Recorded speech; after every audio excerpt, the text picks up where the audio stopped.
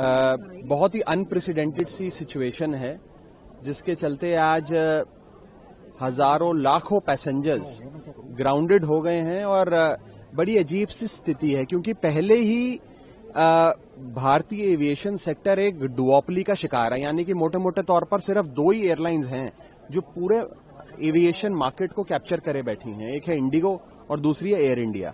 उसमें भी Indigo airlines एक ऐसी एयरलाइंस है जिसके पास लगभग 70% मार्केट शेयर है, यानी कि हर 100 फ्लाइट्स जो देश में उड़ती हैं उसमें 70 फ्लाइट्स इंडिगो की उड़ती हैं। इतनी बड़ी एयरलाइंस जो देश को एक कोने से दूसरे कोने से लोगों को जोड़ती है, आज अगर वो ठप हो जाती है, बंद हो जाती है, तो जाहिर तौर पे पैसेंजर्स को बहुत ज्यादा परेशानी झेलनी पड़ रही है। मेरे कुछ सवाल हैं। पहला सवाल तो ये है कि डीजीसीए ने अगर एफडीटीएल का ये पूरे नियम लागू करने ही थे तो इस पूरी रेगुलेटरी फ्रेमवर्क का पहले ऑडिट करना चाहिए था कि क्या एयरलाइंस के पास इतनी बैंडविड्थ है, इतनी बेंच स्ट्रेंथ है, पायलट रोस्टर इस प्रकार का है कि वो कर पाएंगे। दूसरा, एयरलाइंस को खुद को अपने आप को एक इस तरीके से प्रिपेयर करना चाहिए था कि ये स्थिति ना आए।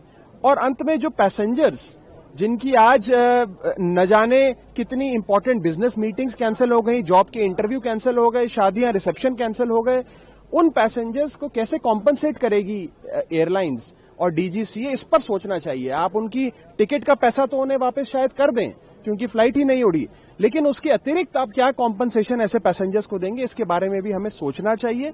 और एक बड़ी बात जो मैंने आज से कुछ समय पहले पार्लियामेंट में भी उठाई थी कि भारत का एविएशन सेक्टर एक प्रकार से मोनोपोली बन गया है।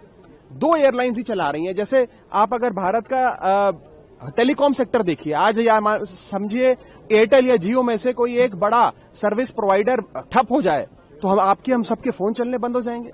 उसी प्रकार से अगर एक ही एयरलाइंस 70% एयर ट्रैफिक चला रही है इस देश का, अगर वो ठप हो जाए तो यही होगा कि सब लोग ग्राउंडेड हो जाएंगे। और कई